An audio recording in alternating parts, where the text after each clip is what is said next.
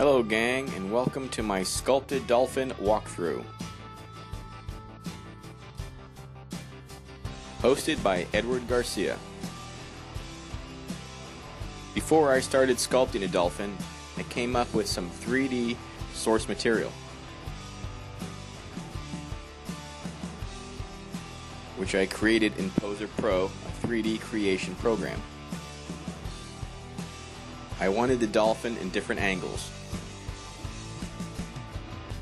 The material I used to sculpt the dolphin was CX5, developed by Adam Bean. It's a wonderful new, heat-sensitive sculpting material. It can be made to be as hard as rock, or as visceral as water, or anything in between very easily, with just a proper application of heat. This sculpting material can even be used to create an armature, which as I'm doing here.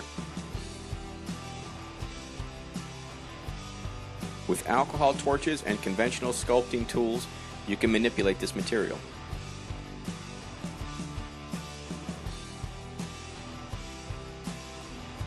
Here I am sculpting the primary forms, trying to get as symmetrical as possible. Here is some rough smoothing of the primary forms.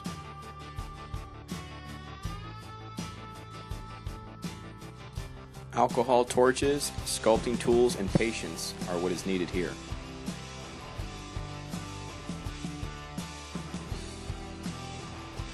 And for finer details, a hot pen is used.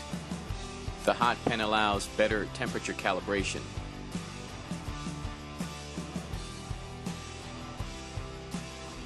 Here you see some before and after smoothing with the electric hot pen. The primary forms are pretty much done. Again, I'm striving for symmetry with this particular sculpture.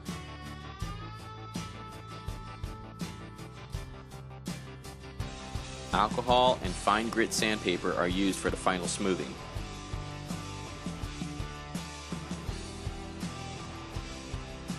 Here is a water wave stand I initially wanted to use.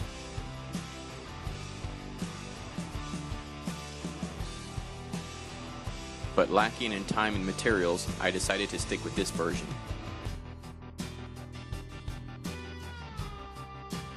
Now it's time to create the mold.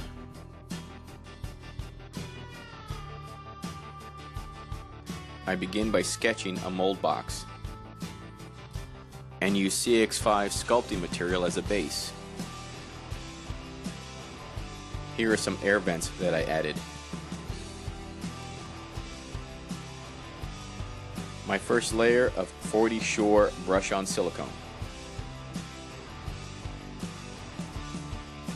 And here is my aluminum mold box with CX5 along the edges.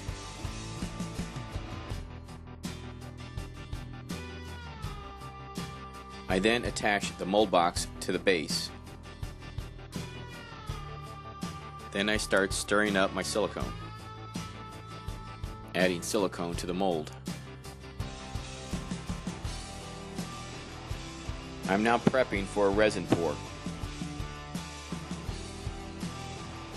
I mix the polyurethane resin in equal amounts.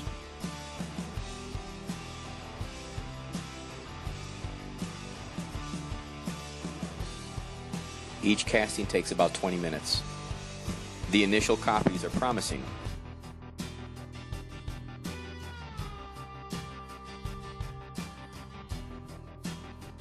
The original was destroyed, however.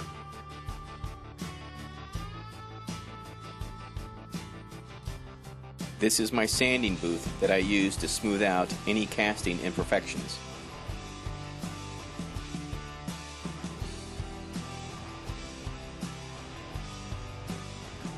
And then 2 coats of primer. And then it's off to the paint room. I decided on gray and white with a lacquer finish. Merry Christmas and thanks for watching.